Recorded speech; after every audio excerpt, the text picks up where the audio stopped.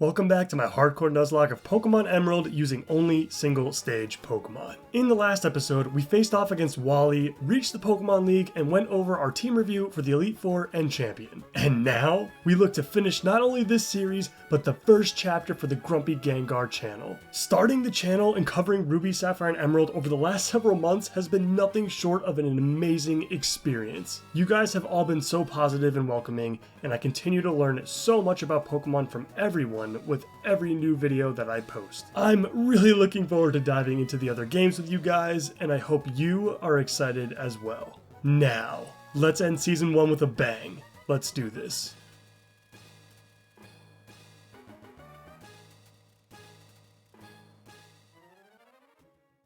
I'm not wasting any time with this episode. Sidney, I'm sorry I gotta do this to you, bud, but you're not stopping me.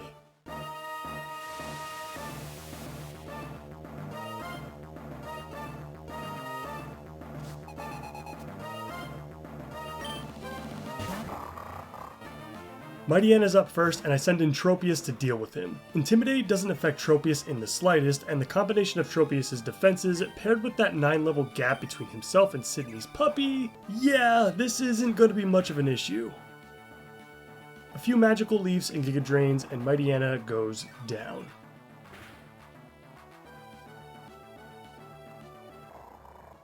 Sidney goes for his ace early, and so I switch into Relicanth to stand toe-to-toe with the disaster Pokemon. The Swords Dance comes out right away, which is always terrifying, but Relicanth's physical defense is quite high, and he resists a lot of Absol's attacks. The Rock Slides were a little concerning, honestly, with several opportunities for a flinch to land that would have probably forced me to switch out. I actually forgot that Rock-type moves actually hit for neutral damage against other Rock types, and at one point in this fight, a crit could have ended Relicanth's league run early. Luckily, we eventually make it through the landslide, and Sidney's ace goes down.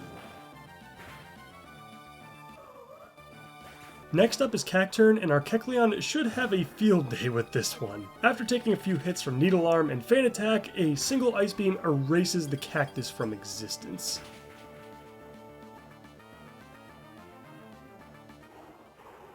Shiftry follows his fellow grass type up and will suffer the same fate. The best part is that he can't even hit us with anything because Shiftry's only attacking move here is Extrasensory, and Kecleon had just turned into a dark type thanks to Cacturne's Feint Attack.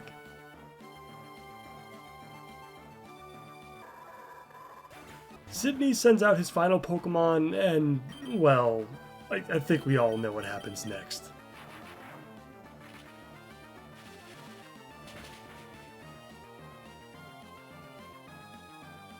Crawdaunt falls, and Sidney is finished. 1 down, 4 to go.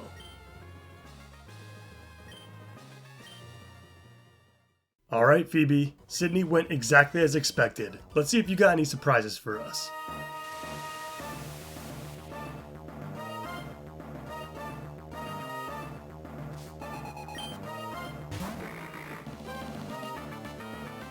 I have Kecleon here to take on her horde of ghost types. Feint Attack should put in some serious work. Phoebe's first Dusclops annoyingly goes for Protect as much as possible in an attempt to deplete my power points, but luckily it doesn't take too long for Feint Attack to finally get the job done.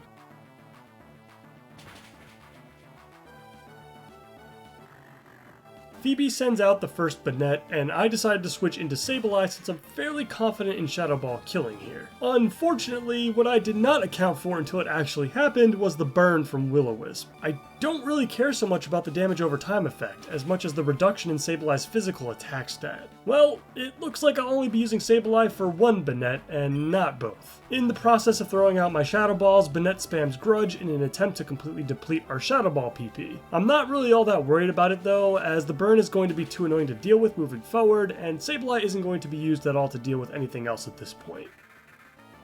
Phoebe sends out her next Pokemon, and after Sableye throws out a quick Confuse Ray at an inferior, less attractive version of himself, I switch him out for Kecleon.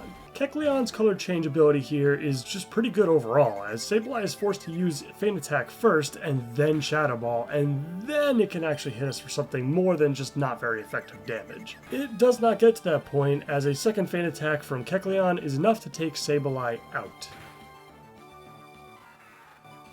The second Banette comes in and can't really do all that much to hurt us, considering her most powerful moves are special based, and Banette's special attack is pretty poor to say the least. Kecleon's special defense is also quite high, and so Banette resorts to spamming Facade as that appears to be what will deal the most damage. It does hit for a decent chunk, but obviously nowhere near enough to stop Kecleon's onslaught of feint attacks.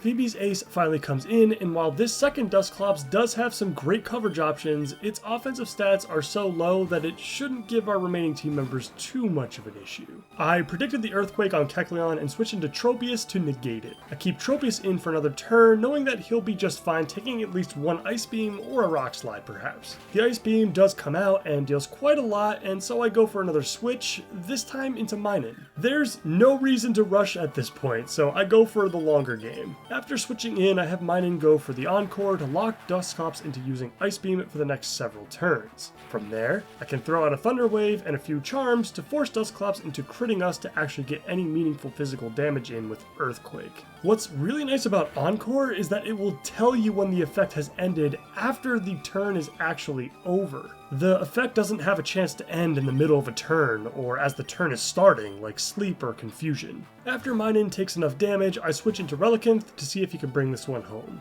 And as it turns out, a single critical strike from Ancient Power is enough to bring Phoebe down.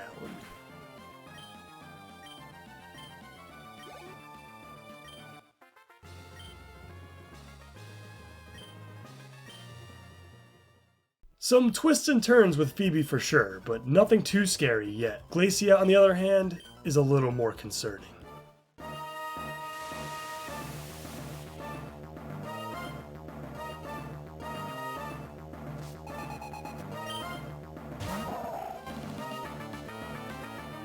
I lead with Minun and swiftly dispose of her first Celia with a vicious Thunderbolt.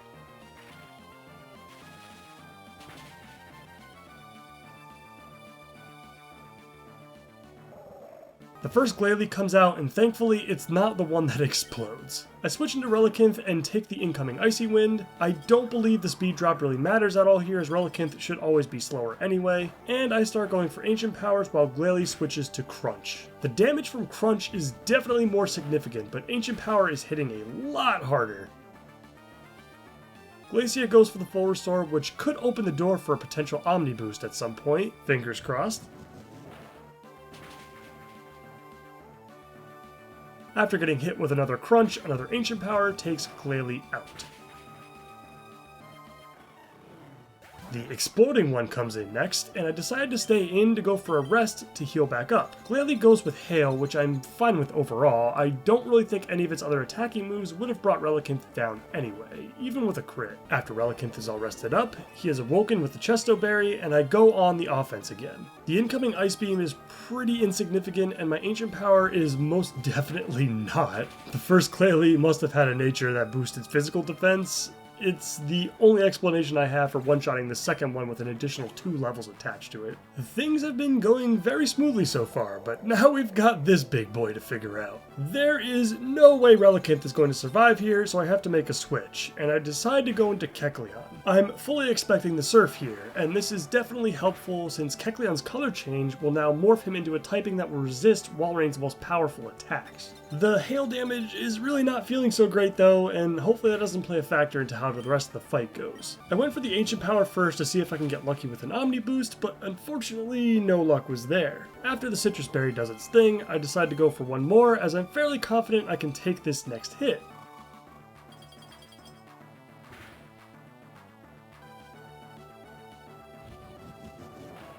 No Omni boost again, but I wasn't expecting to stay in anyway, even if we did get it here. We were able to pop Walreign's Citrus Berry, which is definitely helpful, and that's all the work I can ask Kecleon to perform on this one. Based on my calculations, Minun is the most logical course to take here, as Thunderbolt will definitely kill from this range, and all I have to do is survive a single Surf. I believe there was a crit range in which Minun could have been killed, but it was less than a 50% chance even if the crit did land, so I took my chances here. After the non-crit from Walreign's Surf, a quick Thunderbolt brings him down.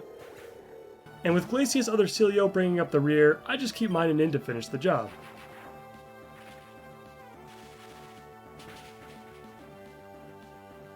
That wall rain is always tough to navigate, especially with the possibility of sheer cold coming out and completely messing up any strategies I had in place for the other league members. But we made it through, and it's on to the next challenge.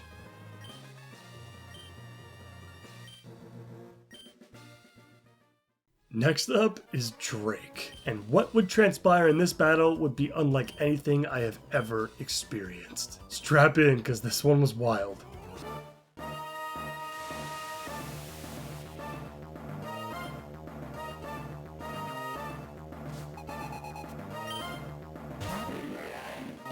I led with Kecleon against Shelgon, and this matchup played out pretty much exactly how I expected. This Shelgon is very protect happy, which normally makes this a fairly decent Pokemon to set up against, but we don't have any setups in this league run, and we're slower, so I'll have to wait until I take some damage, or pray that he tries to go for 2 protects in a row and fails. Shelgon would eventually settle on Double Edge, which admittedly deals a ton of damage to Kecleon. The Ice Beam does eventually come out, and Drake's lead finally falls. Altaria actually comes out next, which did surprised me a little bit, although against a Kecleon I suppose Drake's choice could have just been random here. Normally his Salamence comes out next, but I'm actually pretty happy about this, because Altaria doesn't stand a chance against Kecleon, and he tends to use Dragon Dance first like Winona's does. This is exactly what transpired, and another Ice Beam brings down the Cloud Chicken. Kingdra is out now, and this is usually a little more difficult to navigate since it's Drake's only Pokemon that isn't weak to ice. I decided to keep Kecleon in to try to get a little bit of chip damage, but Kingdra's Smokescreen got me on back-to-back attacks. At which point I said screw it and decided to switch out since I'm expecting Dragon Dances to start coming out at any time now, and this is not a good thing to happen. I decided to go with Sableye and attempt a Toxic setup. This would unfortunately require us to dodge a crit, but I did say we would have to take some risks in this fight. Surf deals just under half, and the second doesn't crit, and we land the Toxic. I throw out a Protect on the next turn just to get some poison damage in, and then I switch into Tropius to take what is surely going to be another Surf. I decided to keep Tropius in to see how much damage I could deal with Giga Drain, and as it turns out, it's not that much honestly, and Kingdra is starting to set up Dragon Dances, which is not fun.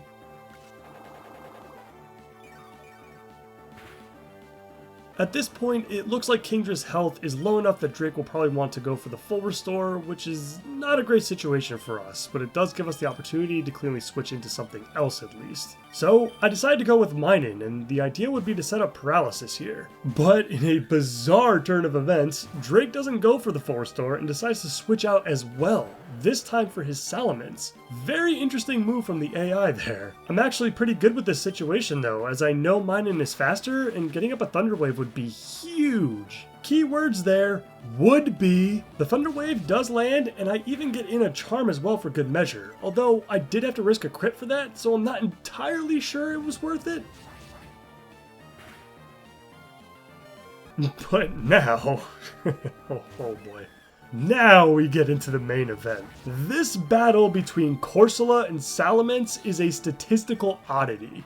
The plan here is very simple. Use Recover each turn to gain all the health back from the damage dealt by Dragon Claw until Salamence is paralyzed and can't move, at which point I can start hurling Ice Beams or Ancient Powers until he falls. This plan is still risky because a crit at any point could potentially kill me on a range. If I'm keeping a correct count, this Salamence avoided paralysis for at least 8 turns in a row if I include the back and forth with Minun. I don't know what was more unlikely to happen here. Salamence avoiding paralysis 8 times in a row, or avoiding a Dragon Claw crit after its PP was nearly completely erased.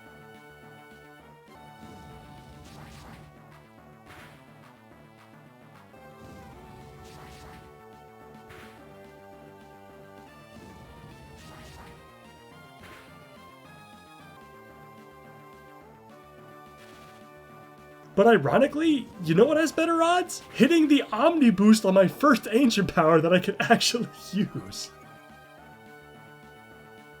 And then Salamence is paralyzed for the second turn in a row. This exchange is ridiculous. If anyone out there is interested in running the math on that sequence, Let me know what you find, because I would be very interested in learning to know what those odds are. And because I got the Omni boost from Ancient Power, I did use it again on the next turn, since it will most certainly kill now, and I might as well go for an extra shot at another Omni boost. I mean, come on, after what transpired here, it's not exactly out of the question that I would get another one at this point. Salamence goes down, and now Flygon comes out to play. Even with the Omni boost though, Earthquake is still too much of a risk here, and I was planning on using Tropius anyway. The only way that Flygon can take down Tropius statistically is if he crits twice in a row, and I'm cool with those odds, honestly. Flygon would eventually land that first crit with Flamethrower, bringing Tropius down pretty low.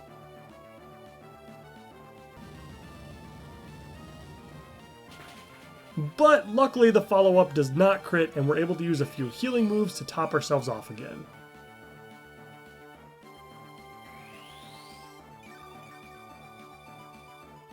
Without any more crits for the remainder of the fight, it would be only a matter of time before Tropius would have his way with Flygon.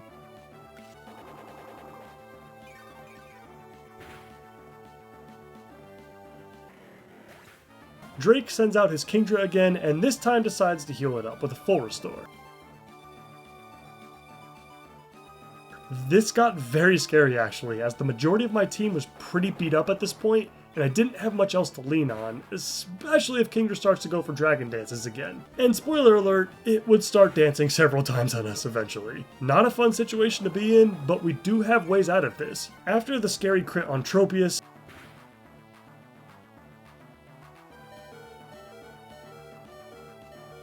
Giga Drain brings Kingdra down into the red, and Drake should be out of healing items at this point. I'm expecting another Body Slam here, so I switch into Sableye to negate the attack. And at this point, I know Kingdra is definitely going to go for Surf, but I don't have a lot of options. I eventually decided on Corsola, since 2 Surfs would be a range to kill. I have to risk one last crit.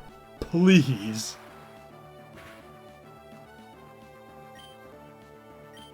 Corsola lives, and the Psychic brings Kingdra down.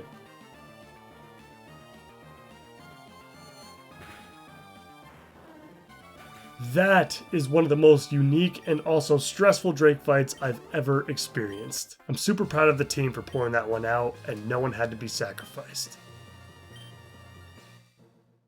I've already had enough excitement for one episode, but we can't stop now. Just one more obstacle standing in our way. This series ends now.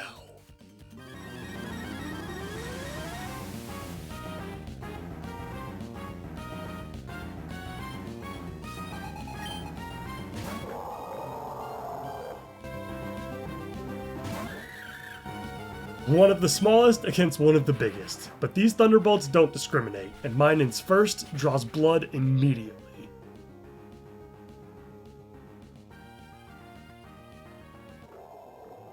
I'm actually a little surprised that killed there, as I was expecting not to hit the very unlikely range, but it's possible that Wailord could have had a nature that reduced its special defense. Pokemon number 2 is Gyarados, and that couldn't have worked out more perfectly for us, as this is going to be as free as it gets. Another brutal bolt of lightning sends Gyarados to a watery grave.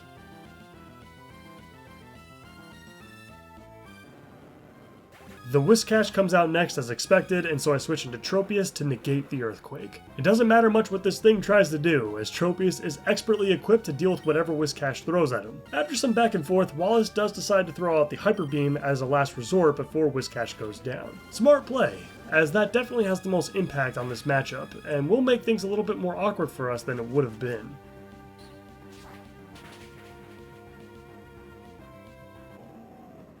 I'm not gonna lie, I was expecting / hoping for the Tentacruel here, but we get Wallace's Ace and Milotic instead. Similar to Glacia's Walrein and Drake's Kingdra, there are just not a whole lot of ways to deal with this thing cleanly. I'm fully expecting Ice Beam here, so I ultimately decide to switch into Relicanth here for some resistance. There really wasn't a great switch here in general, and Relicanth wouldn't be needed for the rest of the fight, so I wanted to see if I can pull off a Yawn before having to switch out, or potentially sacrifice him. But unfortunately, he won't get the chance. The crit brings Relicanth down, giving us our first loss of the whole league. It was a pleasure using you in battle, buddy. At least you got to live 100 million years. This does allow us to cleanly switch into Minun to pick up where we left off at the beginning of this fight, which is raining thunderbolts on Wallace's head. The first one deals a ton, and Milotic sets up the Toxic. The Citrus Berry also procs, so I'm not expecting a kill anymore, and another Thunderbolt just barely brings him down into the red, and then Milotic follows that up with a Recover. This is definitely the preferred option though, as now the next Thunderbolt should kill now.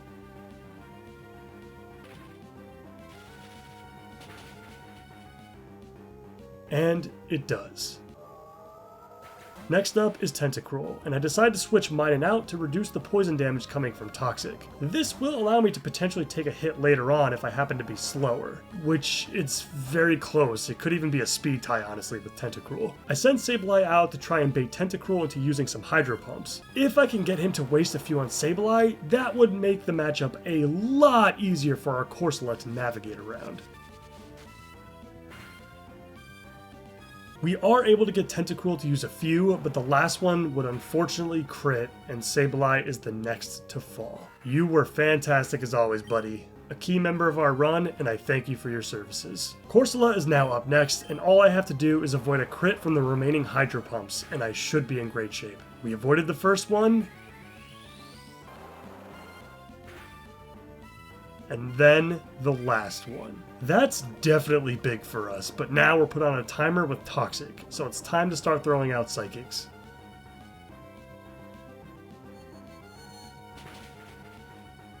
The first one isn't enough to kill, and Wallace goes for the full restore.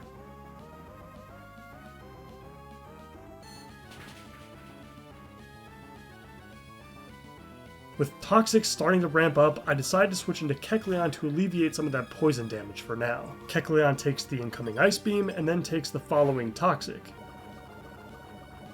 And on the ensuing Ancient Power, we get the Omni Boost. Will the next one bring this bastard down?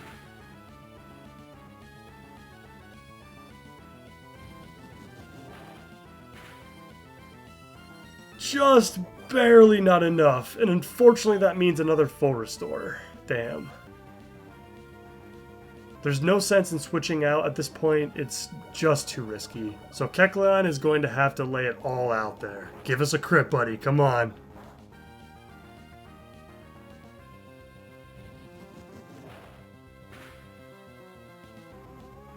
But it just wasn't meant to be, and half of our team is now gone.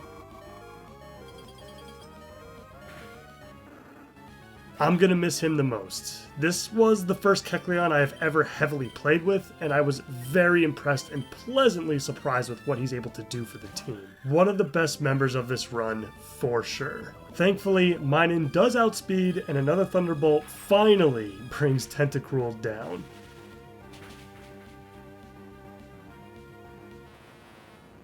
And last up is this dreadful Ludicolo. But thankfully, we've got a very good solution in Tropius. After throwing out a quick Thunder Wave, I make the switch. Tropius resists both of Ludicolo's attacking moves and is immune to Leech Seed, making him a fantastic counter. The icing on the cake would have been Aerial Ace, but I'll accept Fly as the alternative. There are obviously a few double teams that come out, so this was a bit of a process to get through, but in the end, not a whole lot of power points were needed, and Wallace's final Pokemon eventually goes down.